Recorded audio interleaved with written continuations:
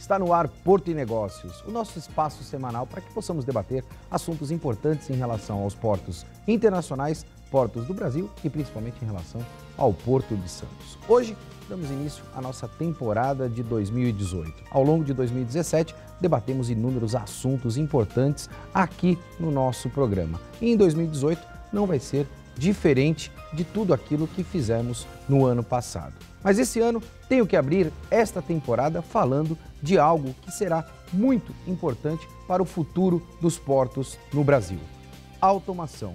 E para mostrar o que vem ocorrendo em automação, vamos acompanhar um vídeo de um evento que ocorreu na Finlândia no ano passado, em setembro de 2017.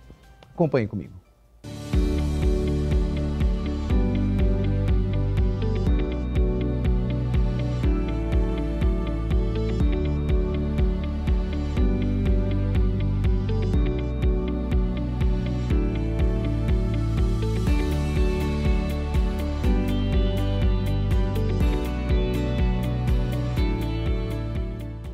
O meu primeiro convidado é o nosso professor, já conhecido do nosso programa, Áureo Pascoalito. Professor, obrigado por estar aqui de novo conosco, debatendo estes assuntos importantes para o nosso segmento. Eu que agradeço, estamos à disposição. O meu segundo convidado é Alexandre S., que é gerente na parte comercial da Kalmar nas Américas, uma das empresas mais importantes na área de automação. Alexandre, obrigado pela presença, é um prazer ter você aqui. Muito obrigado, vamos discutir um pouco os assuntos de automação. Para iniciar o nosso debate, tenho que me remeter ao vídeo que nós assistimos inicialmente. Alexandre, qual a importância de um evento como esse, internacionalmente, e principalmente os impactos para os nossos portos aqui no Brasil? Na verdade, esse é o segundo evento que a Kalmar promove para automação. O primeiro ocorreu em 2016 em Los Angeles, onde nós temos o primeiro terminal automatizado nas Américas, nos Estados Unidos. Esse terminal hoje ele é 100% automatizado, com os equipamentos ASC, que é os Automatic Stacking Cranes, e os nossos shuttle carriers, auto shuttles. Então é uma operação completamente automatizada. Podemos dizer para o telespectador entender que os equipamentos não são habitados por pessoas, eles são controlados por máquinas. Eles são totalmente autônomos, eles têm a conexão do equipamento com a central, né, com um sistema próprio da Kalmar, que passa todas as informações e passa os jobs para fazer a operação. É um espaço confinado, não é permitida a entrada de pessoas dentro desse espaço, até por uma questão de segurança. A Kalmar, antes de lançar qualquer produto, todos os protocolos de segurança têm que estar 100% provados e sem falhas, porque se alguém entra no terminal, por exemplo, abre um gate ou alguma coisa, o terminal ele para completamente. Uma questão de segurança é o principal foco da Kalmar, além da automação, é a segurança. Aí nós decidimos repetir o evento em 17, que no nosso centro de desenvolvimento em Tampere, foram em torno de 70 clientes, globalmente falando. Tivemos 5 clientes do Brasil, alguns da América do Sul, incluindo o Chile, principalmente de Chile e Brasil esse ano.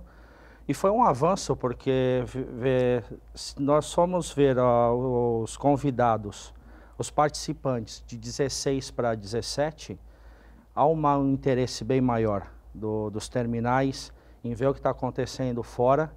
E a Kalmar hoje tem um centro 100% disponível para os clientes irem lá e fazer as simulações e provar que realmente funciona. Ele é complexo, né? A automação não é simplesmente amanhã eu vou automatizar meu terminal. É um processo longo que demanda entre 3 e 5 anos de planejamento e depende muito também. De planejamento e execução ou de 3 a 5 planejamento e execução, né? O período completo. E demanda muito trabalho de ambas as partes. E hoje a Kalmar A gente tem, acho que a Calmar está um passo à frente porque nós conseguimos entregar a solução completa. Professor, a gente acompanha eventos internacionais como este e eu vou ser novamente insistente nesta questão, até porque quando você tem a qualificação de bons executivos, o idioma não é um grande problema, mas quando você desce isso para um nível um pouco inferior, e principalmente a gente vai tocar nesse assunto de mão de obra, a gente tem uma das maiores empresas em automação portuária aqui hoje, eu acho que a gente precisa debater para levar esse conhecimento para você que está em casa, a gente tem inúmeras dificuldades nesse sentido. Será que em algum momento desse espaço-tempo nós teremos, de alguma maneira, empresas com o potencial da Calmar fazendo de alguma maneira investimentos aqui no nosso país para que nós possamos ter um centro de capacitação neste nível, como a gente acompanhou no vídeo agora recentemente? Olha, as coisas acontecem em função da demanda, tá certo? Essas atividades de automação, elas decorrem, evidentemente, do tipo de cargas que são movimentadas. Nós já temos, o Brasil está funcionando muito em função, principalmente, dos produtos agrícolas, né? Da exportação de produtos agrícolas. E já existe uma grande automação nos embarques aí desses produtos. Assim que a gente tiver a retomada... Fazendo um recorte não traz valor agregado para a economia regional. Mas na verdade sustenta a economia, né? Até nos deu um amparo aí muito forte nesse tempo aí de dificuldade.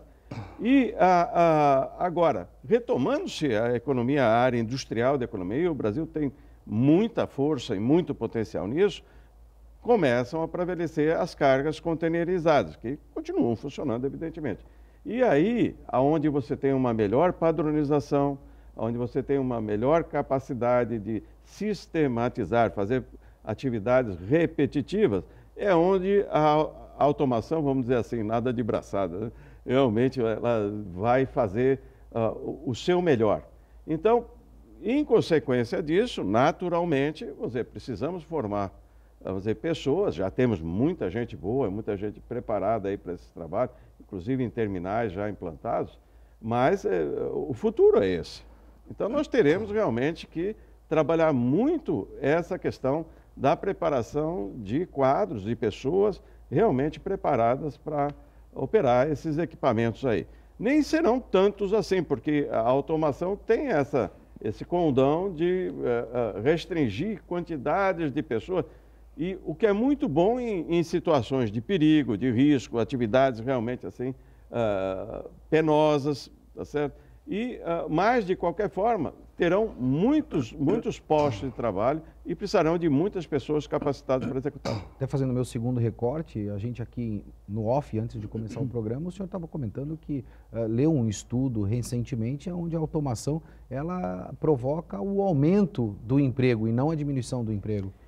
Bom, então já entrando nesse assunto, veja bem, essa questão é o grande desafio da modernidade, tá certo? O que realmente ocorre, e isso tem que ser trazido para pontos assim bastante controlados, com muito equilíbrio. É lógico que quando houve a modernização dos portos, a containerização, a revolução dos containers, tá certo? Reduziu-se uma grande quantidade de postos no mundo todo, tá certo? Mas a gente tem que olhar que postos foram reduzidos. Aqueles que realmente eram postos que, em primeiro lugar, de tarefas que possam ser sistematizadas, que possam ser realizadas de uma forma controlada.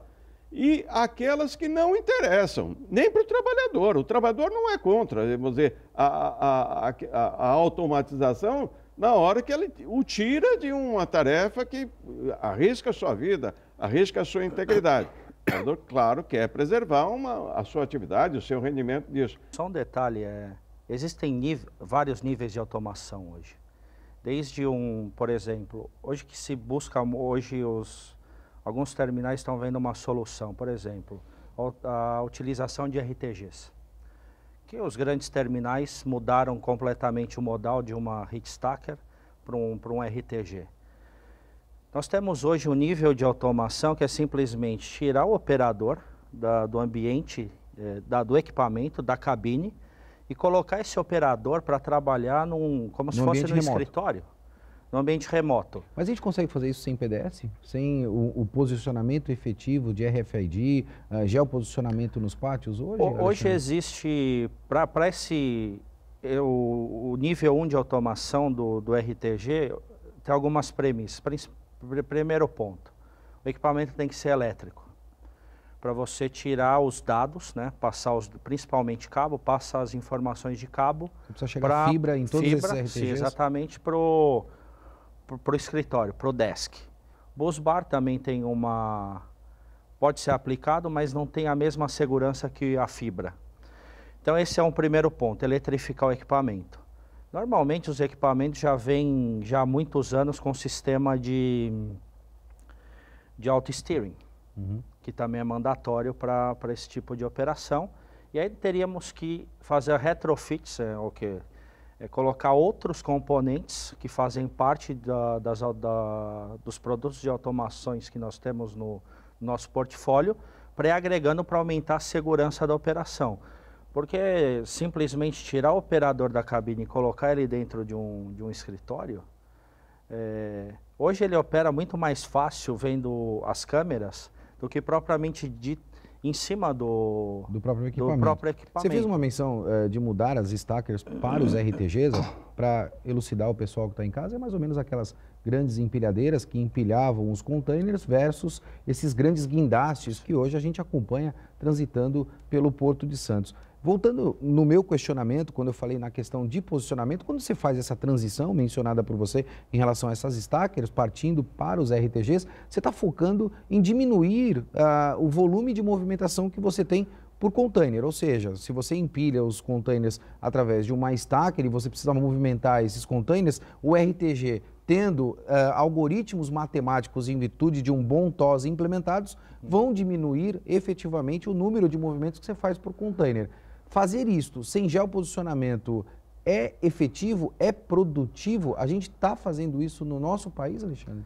Hoje, falando dos equipamentos que nós temos hoje no mercado, 100% dos clientes usam essa tecnologia. Alguns integrados com o TOS, alguns não, mas sem esse sistema, praticamente a produtividade e efetividade do equipamento, aquele se diminui. Muito dificilmente. Na verdade, o RTG, além da produtividade, que é a diminuição dos movimentos, tem o outro lado, que é aumentar a capacidade estática do terminal. Você tem muito menos, você usa muito menos espaço para movimentar com as empilhadeiras, espaço para curvas, movimentos. Então aumenta o volume de capacidade estática dentro do terminal? Exatamente. Você aumenta a capacidade estática até o dobro. Professor, antes de eu chamar o nosso primeiro intervalo, a gente sabe que no nosso país muitas destas automações são impulsionadas por legislação. O senhor acredita que no espaço curto de tempo a gente vai inverter essa questão cultural e focar em questões como o próprio Alexandre mencionou aí, de segurança, produtividade e estes executivos que nós temos no nosso país hoje, também executivos internacionais que vêm para dirigir os terminais no nosso país, vão contribuir para que a gente mude essa cultura nos portos do Brasil, professor? Bom, eu não tenho dúvida disso. A própria evolução aí da humanidade, você tem mostrado isso, do trabalho portuário em particular. Basta lembrar que os primeiros grabes aí, que não era nem automação, era mecanização, quando começaram a operar, eles foram recebidos a tiros, tá certo? E hoje ninguém está disposto a pegar uma pá para movimentar, descarregar um navio de produtos aí, nocivos aí. Então, a aceitação, ela decorre da constatação, tá certo? E o trabalhador, ele não é insensível a isso. Ele enxerga essa possibilidade. E isso tudo acontece, vamos dizer, de forma assim tão, não vou dizer natural, mas de constatação, de convencimento, que nós temos, por exemplo, um terminal recentemente inaugurado em Qingdao, na China. A China é um dos países mais populosos do mundo, se não for o mais populoso. Tá certo? Tenderia a criar e ficar botando um monte de chineses lá para trabalhar. E, no entanto, esse terminal opera com 12 pessoas, um terminal de padrão. E, em vez de ter lá um operador de portainer que fica o dia inteiro curvado, olhando a situação lá embaixo, você trasladando ali em relação à sua posição, correndo o risco de, num movimento assim inadvertido, até ferir aquele colega que está trabalhando lá numa posição mais remota, a pessoa está, como foi falado aqui pelo Alexandre, numa posição remota. Ele está sentado num ambiente, olhando para frente, ergonomicamente preparado para isso e com total controle daquela situação.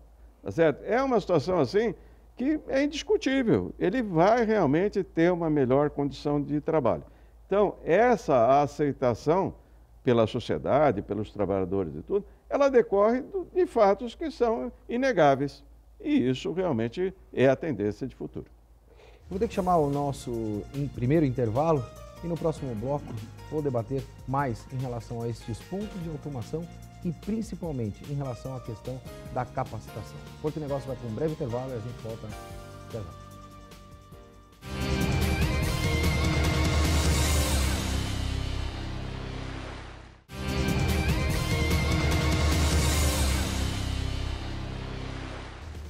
Estamos de volta com Porto e Negócios, eu sou o Maxwell Rodrigues e não esqueça de acessar o nosso site e deixar lá a tua sugestão de pauta, o teu comentário para que possamos debater aqui no nosso programa. Esta semana recebo Áureo Pascoaleto, o nosso professor, e também o Sales Manager da Calmar nas Américas, Alexandre S.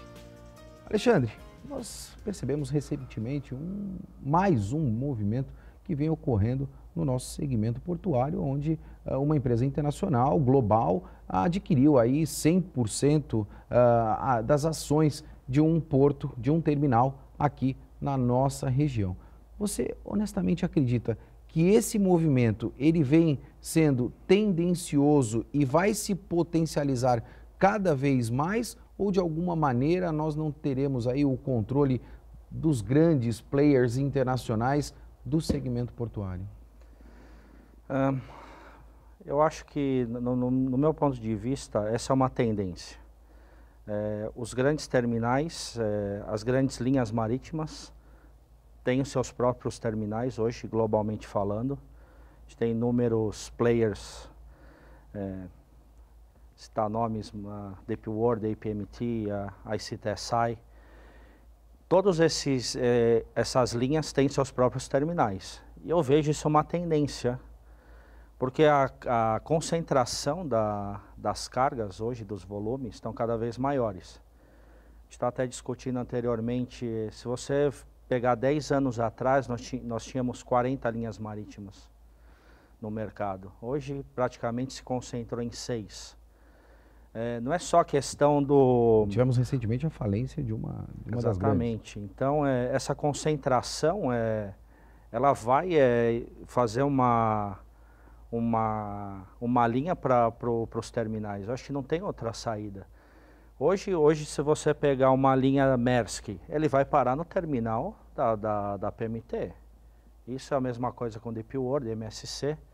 Então é uma tendência de concentração e eu não vejo outra saída para a questão de competitividade. Professor, isso é reflexo da globalização? A gente pode dizer que, de alguma maneira, estamos vivenciando um novo arranjo logístico mundial? Sem dúvida nenhuma.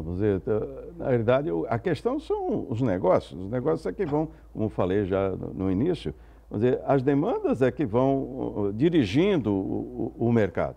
Então, existe o interesse em fazer esse tipo de trabalho e é claro que as empresas, na medida que elas se diversificam, aumentam a sua escala, transportam, têm um terminal, têm diversas atividades que contribuem para toda aquela cadeia, ela fica mais segura no realizar. Chegar para o seu cliente e dizer assim, olha, eu vou entregar o seu produto na data avançada em tal lugar. Ele não está dependendo de uma outra empresa para parar o navio dela e fazer a descarga. Então, na medida que aumenta a gama de serviços que a própria empresa tem o controle, tem a propriedade e tem o controle disso, a operação fica muito mais segura. Quer dizer, isso me parece que é uma tendência irreversível. A gente sabe que esses terminais internacionais, todos eles, Alexandre, atuam com middleware de integração, ou seja, fazendo a comunicação entre o TOS e tudo que a gente chama de baixa periferia, ou seja, hardwares que estão implementados. Obviamente, baixa periferia é um termo técnico que a gente utiliza, mas tem muita tecnologia agregada naqueles equipamentos que estão efetivamente ali no pátio, no costado e no gate. Aqui, por imposições legais, nós criamos inúmeros subsistemas e aí, a partir desses subsistemas, em virtude de outras imposições legais, precisamos criar outros sistemas. Talvez não está na hora da gente mudar também essa percepção e os terminais no país começarem a atuar com esses middlewares de integração para que a gente possa ser mais eficiente nas operações, Alexandre? Eu acho que são entraves, né, que não dependem 100% dos terminais, infelizmente. Nem fala a vontade dos terminais de investir em automação, de ser mais produtivos, de acabar com os gargalos, existem. Conversando com a maioria dos nossos clientes, todos têm essa intenção. O nosso problema, o que eu vejo no Brasil, é a questão dos entraves às legislações. Que você vê, a gente tem inúmeros terminais, projetos que você fala de 10 anos, ainda está no papel. Esse é o problema, não é a falta de vontade dos empresários, dos terminais em si. Mas isso é a vontade política. Eu acho que a vontade política é o entrave que ainda nós temos. Com licenças, inúmeras licenças, o pessoal não consegue desenvolver. Professor, será que nós aprendemos a planejar e de alguma maneira desaprendemos a executar no nosso país? Não, é que são duas situações, dois olhares diferentes. Existe o olhar do empresário, que é parceiro do trabalhador, tá certo? Capital e trabalho são duas faces da mesma moeda, tá certo? Ambos estão ali ligados e trabalhando no mesmo interesse.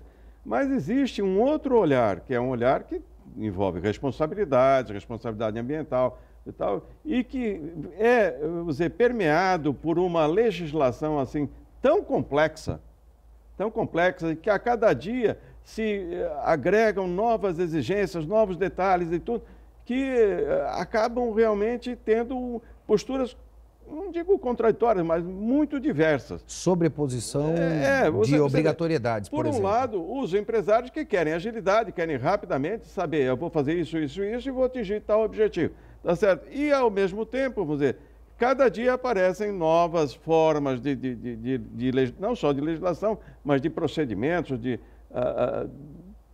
fatos que vão realmente interferir na vida operacional do terminal, que é uma surpresa por dia. Eu vou chamar um vídeo para demonstrar o que é efetivamente a preocupação com a relação de capital-trabalho. Centro Tecnológico da Calmar, para que vocês conheçam um pouquinho do que essa empresa vem fazendo internacionalmente e também contribuindo nacionalmente para os portos que nós temos no nosso país. Acompanhe.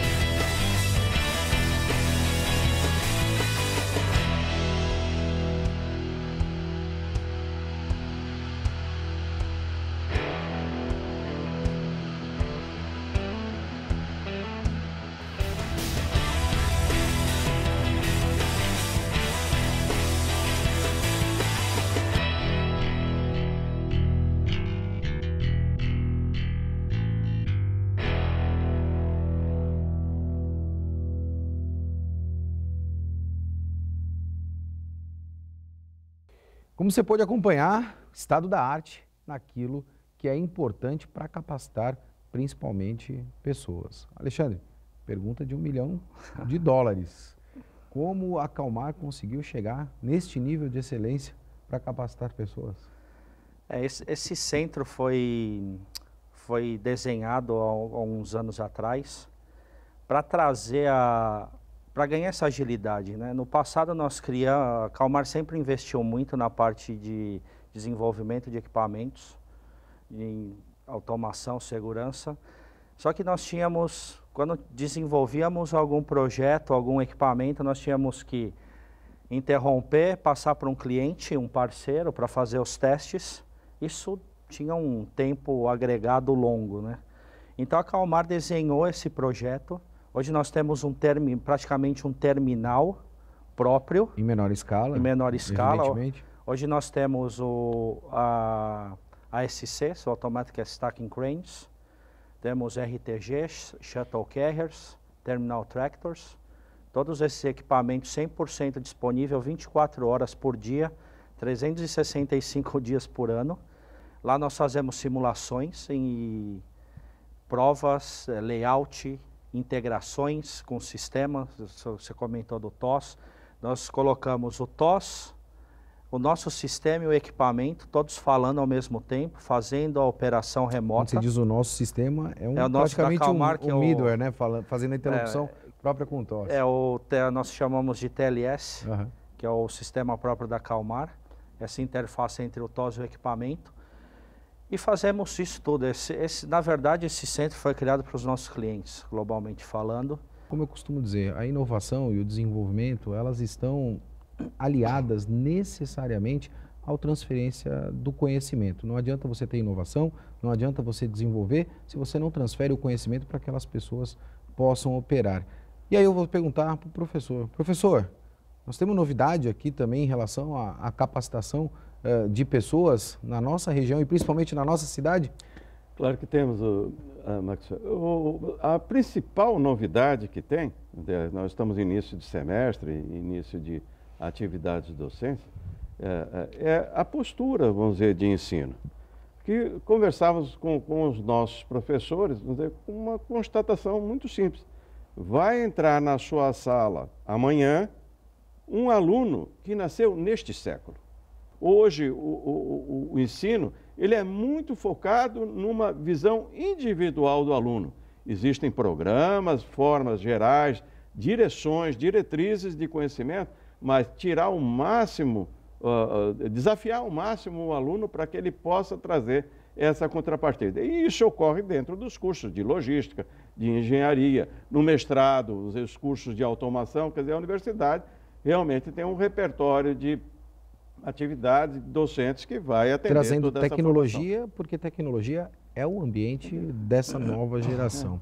A gente, felizmente, chegou ao final do nosso programa. Professor, o senhor já é de casa, eu já fiz esse questionamento para o senhor, mas eu sempre gosto de terminar dessa maneira e não vou me privar de fazer o questionamento para uma pessoa tão importante no segmento portuário, para que possa também levar um pouquinho deste conhecimento de um executivo que nós temos no nosso segmento portuário, com foco em automação e tecnologia. Alexandre, quem é Alexandre S?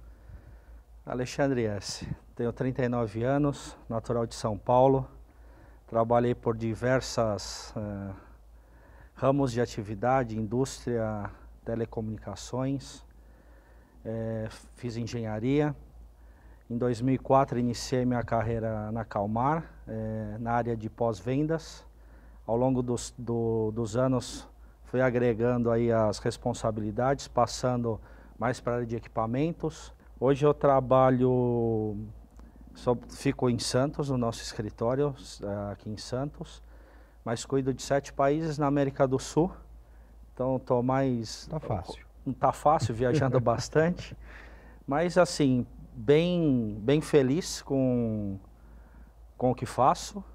E com a empresa que trabalho, que dá todo o suporte, tem essa visão de inovação.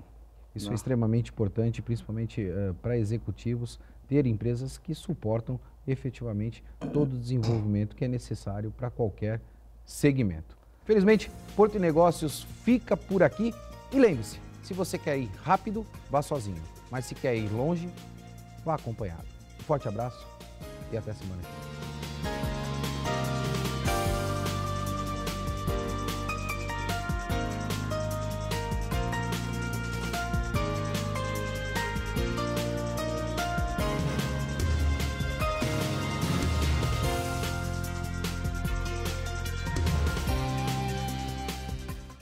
Porto e Negócios. Apoio Brasil Terminal Portuário. Acreditar e inovar. E Mareste Telecomunicações.